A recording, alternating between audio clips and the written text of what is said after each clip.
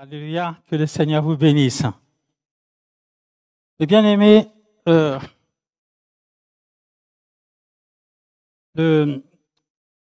avons tous entendu, je ne sais pas si quelques-uns ont été là, à l'enseignement biblique du mercredi, et l'homme de Dieu nous a conduit encore à marcher selon l'Esprit, mon bien-aimé, et ce matin, je prie que le Saint-Esprit nous révèle encore la portée de ce message et que nous puissions voir encore la gloire de Dieu. Alléluia. Bien. J'aimerais ce matin vous parler d'une petite infime partie de la grandeur de notre Dieu. Pourquoi une infime partie? Pourquoi? Parce que, mon bien-aimé, personne ne peut prendre un mètre pour mesurer la grandeur de Dieu. Personne ne peut prendre un mètre, ni un double mètre, ni un décamètre pour pouvoir mesurer la grandeur et la taille de notre Dieu. Mais j'aime bien ce chant. Oh, la chorale est partie. Maman Emmanuel, si tu peux m'aider. Ce chant qui dit, et cette phrase-là me fait porter, me dit encore quelque chose. Nous te bénissons, Dieu Tout-Puissant. Nous vivons et tu. Nous te bénissons, Dieu Tout-Puissant. Ton règne est éternel. Merci que le Seigneur. Merci ma soeur, merci. Le chant que je voulais chanter, c'est pas celui-là, c'est Seigneur notre Dieu, tu es glorieux. Nous t'adorons. C'est ça? Alors, j'ai pas entendu la phrase qui dit que ton règne s'établit sous la terre et tes œuvres proclament ta grandeur. Ah, c'est ça. Alors, mon frère, ma soeur, excuse-moi, tu peux me chanter ce chant. Justement, c'est cette phrase-là qui m'amène le plus loin. Seigneur, notre Dieu, tu es glorieux. Nous t'adorons et nous t'aimons. Que tes œuvres s'établissent sur la terre. Et tes œuvres proclament ta grandeur. Merci, ma soeur. Merci.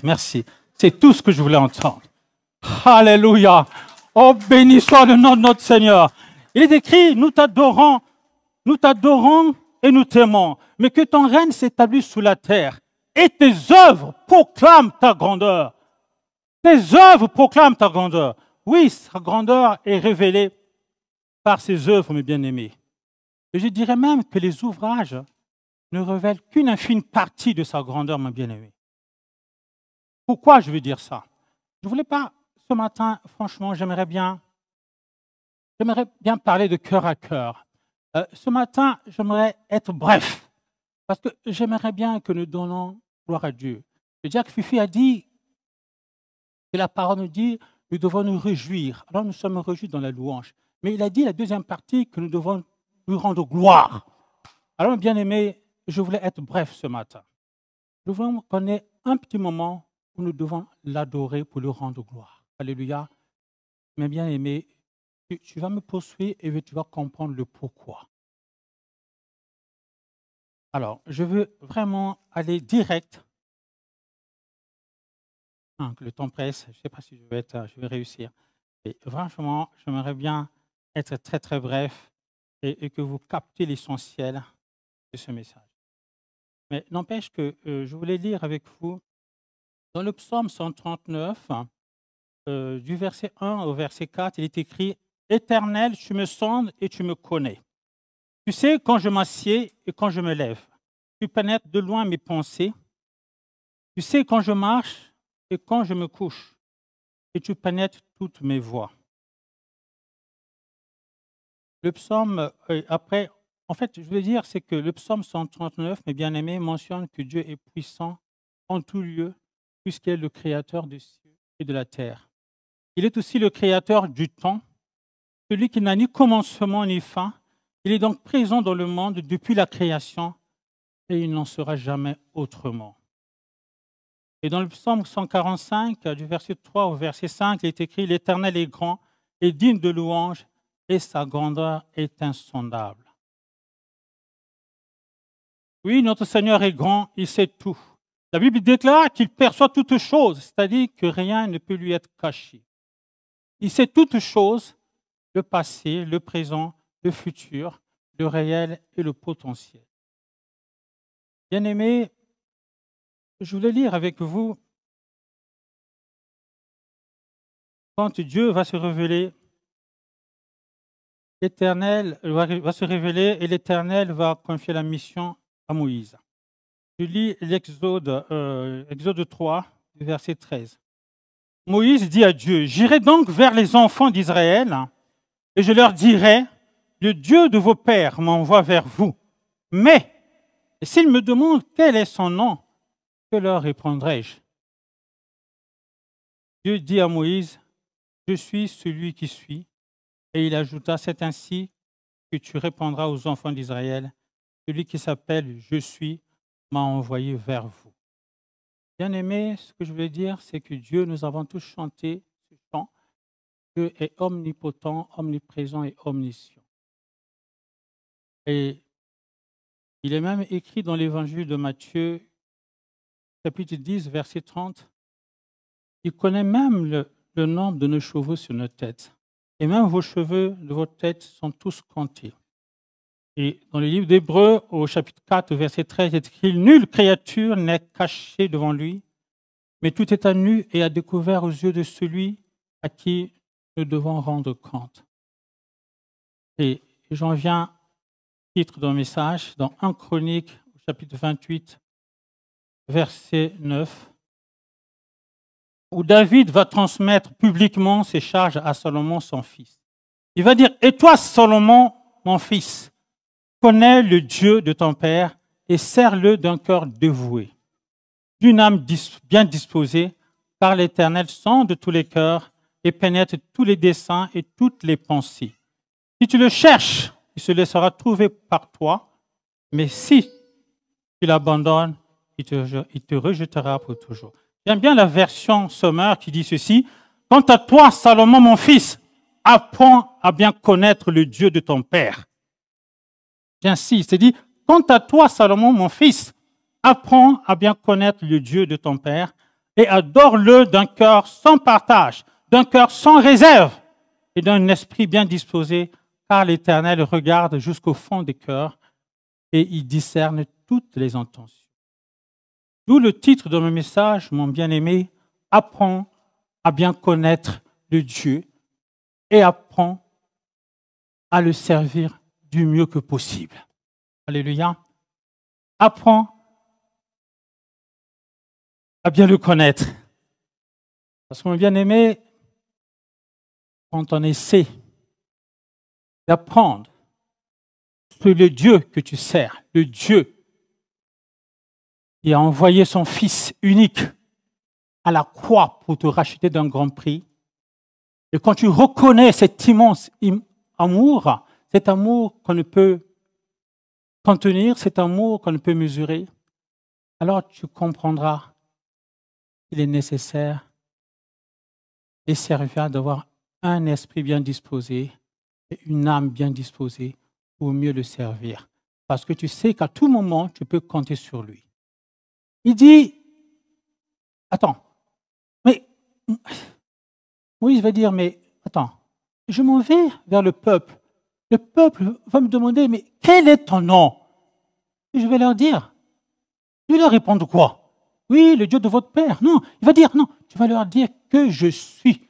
Je m'appelle, je suis, mon nom est je suis. Et celui-là qui t'envoie. Bien aimé. Je suis, c'est le verbe être au présent. C'est-à-dire qu'à tout moment, il est là présent. Là où nous sommes là, il est au milieu de nous. Il est présent au milieu de nous. Pourquoi? Parce qu'il dit quand 2 ou 3 s'assemblent dans ton nom, il est présent au milieu de nous. Il est là en esprit, en vérité. Le Seigneur Dieu est assis à la droite du Père. Il est notre avocat, il intervient. Mais son esprit est là. Il est là, son esprit. Emmanuel est là. Ok?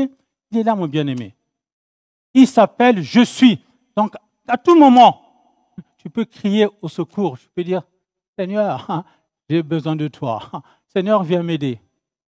Alléluia. Et il interviendra. Et bien aimé, je m'en souviens d'une chose, comme si c'était hier. C'était pendant l'hiver.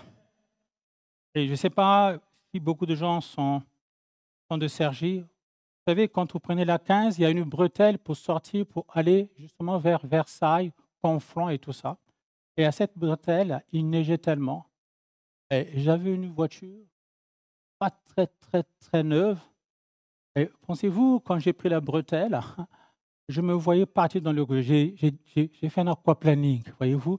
Quand tu veux sortir et tu vas plus loin, tu freines et la voiture a glissé. Je n'avais plus rien à contrôler, mon bien-aimé. Tout simplement dit, Seigneur! C'est tout ce que j'ai pu dire. Le reste, j'ai vu ma voiture s'arrêter au décor.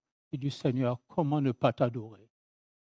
Seigneur, mes bien-aimés, ce sont les expériences comme ça qui me font comprendre que le Seigneur est en contrôle de nos vies. Il est chaque fois avec nous. Quotidiennement, il est là. C'est pour ça qu'il s'appelle Je suis. Parce qu'à tout moment, je peux lui demander au secours. Et il intervient. Quiconque invoquera mon nom dans la détresse, le psalmiste dira, dans ma détresse, j'ai crié à l'Éternel et il m'a répondu. Alléluia. Alors, voilà le Dieu que je veux décrire ce matin, mes bien-aimés. C'est pour ça que je vous disais quand même que je voulais parler avec vous de cœur à cœur. Je voulais parler avec vous de cœur à cœur, mes bien-aimés. Il y a quelque chose que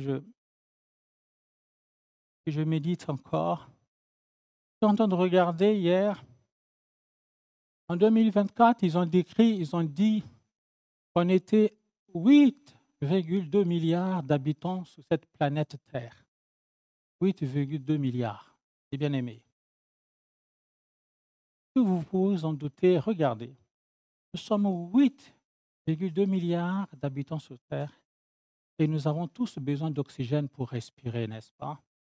Mais ce Dieu d'amour, le Dieu de la paix que nous avons chanté, il dispose d'une grande réserve d'oxygène afin que tout un chacun puisse respirer convenablement. Bien plus, même les enfants, le nouveau-né qui viendront, ils auront encore cette réserve d'oxygène.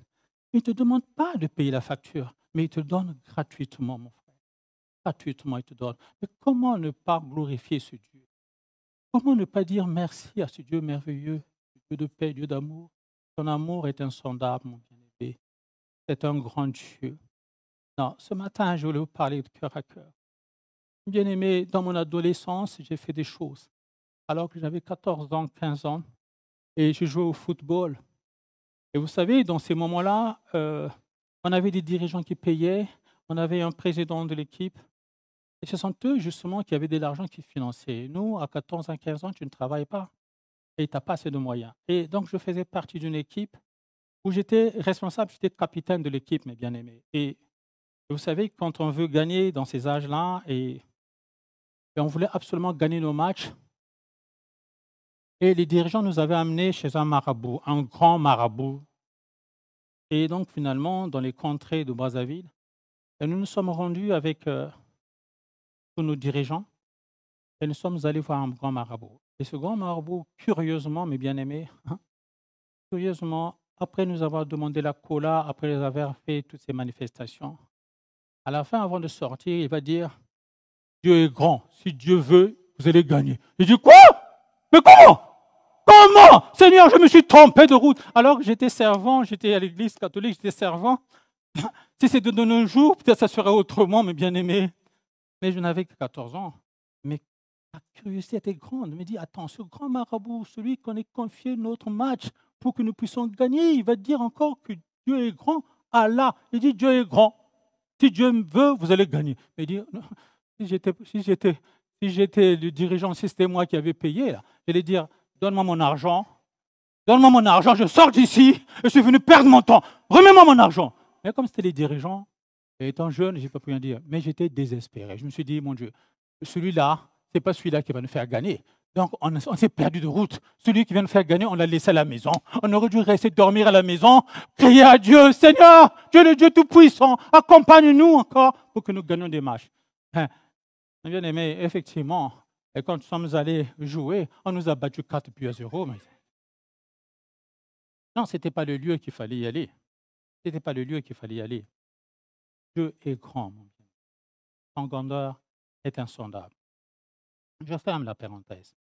Alors, mes bien-aimés, ce Dieu que je vais vous parler, c'est le Dieu Tout-Puissant. C'est le Dieu qui est fidèle. C'est le Dieu qui est fidèle. Et c'est ce Dieu que j'ai envie de vous parler ce matin. Bien-aimé, dans 2 Samuel, au verset 7, au chapitre 7, verset 8, il est écrit ceci. Voici maintenant ce que tu diras à mon serviteur David. Ainsi parle l'Éternel des armées célestes. Je t'ai pris au pâturage derrière les brebis, derrière les moutons, pour que tu fusses chef sur mon peuple, sur Israël. Pour que tu sois chef sur mon peuple, sur Israël. Je t'ai accompagné partout où tu as marché. J'ai éliminé tous les ennemis devant toi et j'ai rendu ton nom grand que celui des grands de la terre. Je t'ai soutenu de toutes tes entreprises et je t'ai débarrassé de tous tes ennemis. Je ferai un nom très glorieux comme celui des grands de la terre. Et j'aime bien, je crois que c'est dans 2 Samuel. Oui, dans 1 Samuel, du chapitre 2 au verset 8, il est écrit ceci. Je lis la version sommaire. De la poussière, il retire le pauvre du pauvre. De la poussière, il retire le pauvre. Du fumier, il relève l'indigent pour les faire asseoir avec les grands et il leur donne en partage un trône de gloire. Vous savez, quand on dit vous faire asseoir au milieu des nobles ou au milieu des notables, les notables, mes bien-aimés, ce sont les grands. Ce sont les personnes qui sont élevées en dignité. Ce sont les personnes de haute personnalité. Mais, mes bien-aimés, Dieu veut te faire asseoir. Ce n'est pas pour t'enorgueillir. Non, non, non. Mais Dieu veut te faire asseoir là pour que tu puisses comprendre que l'élévation ne vient que de Dieu. L'élévation ne vient pas ni de l'Orient ni de l'Occident, mais l'élévation vient de l'Éternel. Et c'est lui qui a fait les cieux et la terre. C'est pourquoi, mon bien-aimé, Dieu ne te voit pas dans la médiocrité. Dieu, ce matin, ne te voit pas dans les bassesses, mais Dieu te voit dans l'excellence. Alors, laisse-toi te guider vers ce Dieu en cette année 2025, mes bien-aimés. J'aime bien la version d'Arby qui dit « De la poussière, il fait lever le misérable. Du dessus du fumier, il élève le pauvre pour le faire asseoir avec les nobles et il leur donne en héritage un trône de gloire. Car les piliers sont à l'Éternel et sur eux, il a posé le monde. » Alléluia. Oh mon Dieu. Oh, béni soit le nom de notre Seigneur Jésus. Et dans le livre de Jacques, au chapitre 2, verset 5, il est écrit « Écoutez mes frères bien-aimés, Dieu n'a-t-il pas choisi les pauvres aux yeux du monde pour qu'ils soient riches en la foi, héritiers du royaume qu'il a promis à ceux qu'il aime. » À ceux qu'il aime. Alléluia. Bien-aimé, Dieu te voit comme excellent au milieu de nous. Je ne sais pas ce que les gens ont dit de toi, ce que les gens ont prophétisé de toi, mais ce matin, Dieu te voit comme un excellent guerrier. Alléluia. Alors, finis la médiocrité, finis la bassesse, mais Dieu veut te donner un esprit conquérant, mon bien-aimé. Il dit, il te retire du fumier, là où tu es, dans machin, quel que soit ce que tu es, il te retire et pour te porter, pour te faire asseoir au milieu des grands. Qui peut le faire si ce n'est Dieu? Qui peut le faire si ce n'est Dieu? Il va dire, c'est David, attends, je t'ai retiré, tu étais derrière le pâturage, derrière le mouton. Tu étais derrière le mouton. Souviens-toi, tu étais derrière le mouton. Et je t'ai retiré de là pour que j'établisse en toi un chef d'Israël. Alors Dieu, mon bien-aimé, il est capable de te lever là où tu te trouves de ta situation, de donner une situation meilleure. Dieu est capable de changer complètement ta situation. Dieu est capable de changer complètement ton identité.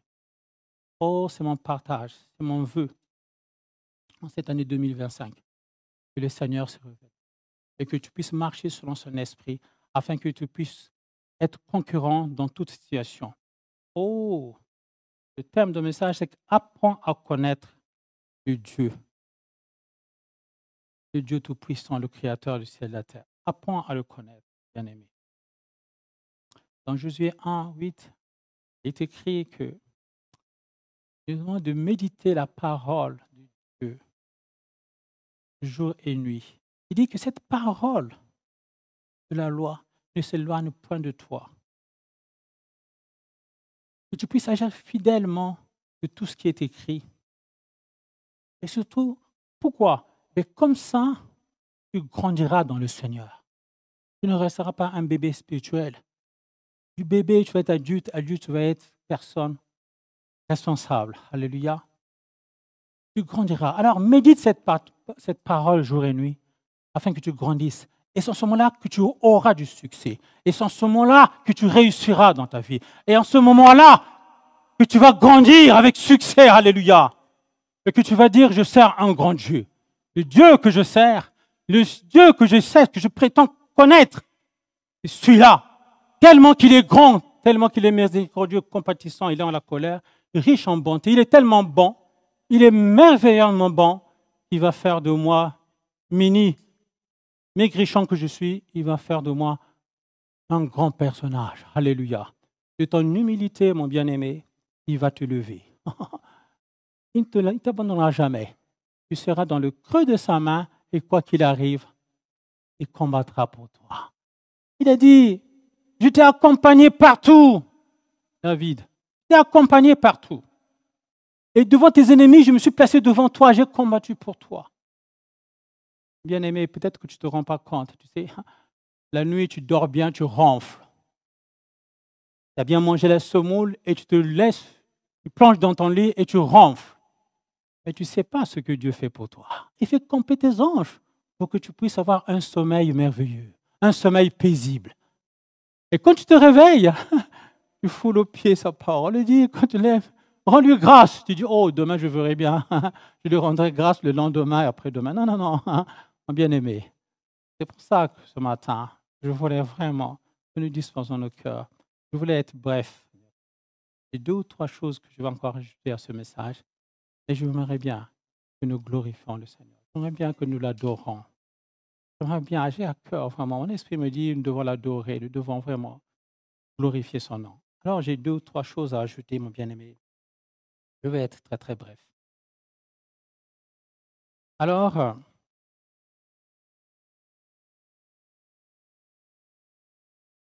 bien-aimé, dans Exode 12, du verset 40 au verset 51, il est écrit, le peuple d'Israël est resté 430 ans en Égypte. Au bout de ces 430 ans, en un jour précis, le peuple du Seigneur est sorti d'Égypte. Et Exode 13 nous dit, du verset 17 à 22, que quand Pharaon laisse partir le peuple, Dieu ne leur fit pas prendre la route du pays de Philistins, bien qu'elle fût la plus directe. L'Éternel Dieu va dire, il faut que ce peuple connaisse quel est le Dieu qu'il allait les délivrer. Alors, il va leur faire passer par le désert vers la mer Rouge. Alors, le peuple va marcher à pied et quand ils ont marché à pied, ils vont entendre derrière eux les 600 chars d'élite leur poursuivre. Et le peuple connaît la fureur de Pharaon. Et bien aimé, pourquoi Dieu a choisi, non, il n'a pas choisi la ligne directe, c'est lui de passer par le pays des Philistins, mais il va demander au peuple de passer par le désert. De passer par le désert, pourquoi? Mais comme ça, il va connaître qui est le Dieu qui va les délivrer. Comment il est, quelle est sa capacité, quelle est sa grandeur. Bien aimé, le peuple commençait à murmurer. Et quand ils ont marché, et ils vont se retrouver devant la mer Rouge. Et là, devant cette mer Rouge, ils ne savaient comment faire. Ils n'avaient pas le temps, bien sûr, de construire le pont pour traverser. Et ils entendirent derrière l'armée égyptienne venir au galop. Et ils avaient des chars d'élite, mes bien-aimés. Et ils entendirent la voix. Et ils commençaient à crier au vacarme. Ils ont commencé à crier, Moïse, mais Moïse, mais comment? Il n'y avait pas d'autre sépulcre pour nous rester en Égypte. Nous étions servants esclaves. Nous pouvons mourir là-bas. Mais pourquoi tu nous as amenés dans ce désert pour venir mourir ici? Pourquoi? Alors, ce peuple commençait à crier. Il commençait à dire, pourquoi tu nous as amenés dans ce lieu? Pourquoi le Dieu nous a amenés dans ce lieu? C'est ce qui arrive au milieu de nous, les chrétiens. Il dit, mais attends, et pourtant chaque dimanche, je vais au culte. Et pourtant, je suis fidèle dans mes dîmes et mes offrandes. Mais pourquoi cela m'arrive? Pourquoi autant de problèmes? Pourquoi cela arrive qu'en moi? Mon bien-aimé, j'aimerais te dire ceci. S'il n'y avait pas de problème, je ne pourrais pas voir la grandeur de Dieu. Bien-aimé, je veux te dire par là, mon point de vue ce matin, mon bien-aimé, j'aimerais que tu médites la grandeur de Dieu au lieu de méditer la grandeur de tes problèmes. Dieu est Dieu. Mon bien-aimé, s'il y a différentes épreuves qui surviennent à ta vie, s'il laisse faire, c'est que ce Dieu, créateur du ciel et de la terre, il sait comment faire pour te sortir de là. La solution vient de lui, mon bien-aimé. Ce qui est sûr, c'est qu'il ne t'abandonne pas, qu'il ne te lâche pas. Il a pris des hommes ordinaires pour le rendre extraordinaire, mon bien-aimé. Qu'est-ce qu'il ne ferait pas pour toi? La capacité vient de lui. Alors il va dire, attends, demande, Moïse, demande à ce peuple de rester calme. Calme. Je sais ce que je fais. Calme. Il a dit à Moïse, qu'est-ce que tu as en ta main? Et le bâton. Écoute, prends-le. Il a tapé, et la mer est séparée en deux mers, comme un aquarium, bien aimé, où l'eau arrive, et puis à droite, l'eau arrive à gauche, et ils ont traversé à sec la mer, bien aimé. Qui peut le faire si ce n'est notre Dieu? Qui peut le faire si ce n'est Dieu? Non, tes œuvres proclament sa grandeur, mon bien-aimé. Dieu est Dieu. Tu n'as pas idée, Dieu est Dieu, mon bien-aimé. Non. Deux fois, mes bien-aimés, il faut passer par là pour comprendre des choses. J'étais malade, mon bien-aimé. L'homme que vous voyez devant vous était malade. J'étais abattu. Et Dieu m'a relevé. Dieu a communiqué ma vie alors que l'ennemi a ciblé ma vie. Il voulait complètement me faire mourir. J'ai vu les signes devant mes yeux. J'ai vu les symptômes devant mes yeux. J'ai même réussi à réunir tous mes enfants. Je reviens de loin, mes bien-aimés. Vous me voyez ici, mais je reviens de loin. Alors Dieu m'a communiqué la vie. Et j'aimerais ce matin également vous communiquer la vie. Alléluia. Mes bien-aimés, quand tu passes par des choses, non, tu n'as pas idée. Dieu, de fois, nous fait passer par là pour comprendre comment il est bon, comment il est extrêmement merveilleux. Alors, je voulais bénir le nom du Seigneur Jésus. Je ne cesserai de le bénir, je ne cesserai de le chanter. Parce qu'il est un grand Dieu. Il est le Dieu compatissant, il est celui qui guérit.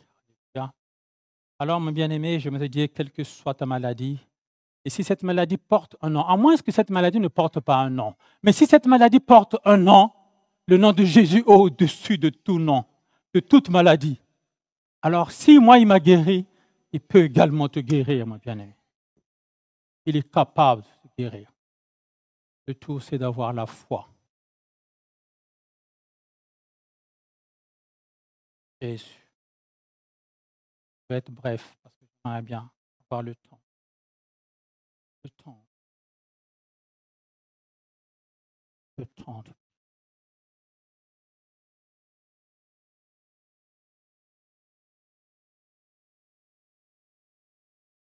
Bien-aimé, dans Romains 15, au verset 13, il est écrit que Dieu, qui est l'auteur de l'espérance, nous comble de toute joie, de toute sa paix, par votre confiance en lui, ainsi que votre cœur débordera d'espérance par la puissance du Saint-Esprit. Je voulais appuyer ma parole pour dire nous devons marcher selon l'Esprit et non selon la vue. Que le Saint-Esprit nous accompagne dans tout ce que nous entreprenons. Et c'est lui qui va nous faire relever les défis de jour en jour. C'est lui qui dit que les projets que j'ai formulés, que j'ai formés pour toi, ce ne sont pas les projets de malheur, mais c'est le projet d'espérance, de paix et de joie. Il est le Dieu compatissant dans la colère. Il est merveilleux. Il est capable de faire de grandes choses dans ta vie, mes bien-aimés. Et je crois que je vais peut-être m'arrêter là. Béni soit, oh oui, béni soit le nom du Seigneur. Jésus est le même. Oh oui, oui, toujours le béni soit le nom du Seigneur. Encore béni soit le nom. Béni soit. Oh oui, béni soit. Béni soit. Chantons béni soit le nom du Seigneur. Jésus est le même. Jésus est le même. Oh oui, toujours le même. Oui, toujours le même. Béni soit le nom du Seigneur. Oh oui, Jésus est le même. Jésus est le même. Oh oui, toujours le même. Oui, toujours le même. Béni soit le nom du Seigneur. Chantons béni soit le nom. Béni soit. Oh oui, béni soit. Béni soit. Chantons béni soit. Béni soit le nom du Seigneur. Jésus est le même. Jésus est oh oui, toujours le même. Oui, toujours. Oh oui, béni soit. Béni soit le nom du Seigneur. Oui, Jésus est le même. Jésus est oui, toujours le même. Oui, toujours. Oh oui, béni soit. Béni soit le nom du Seigneur. Encore béni soit le nom. Béni soit. Chantons béni soit. Béni soit. Béni soit le nom. Béni soit le nom du Seigneur. Jésus est le même. Oh oui, toujours le même. Oui, toujours. Oh béni soit.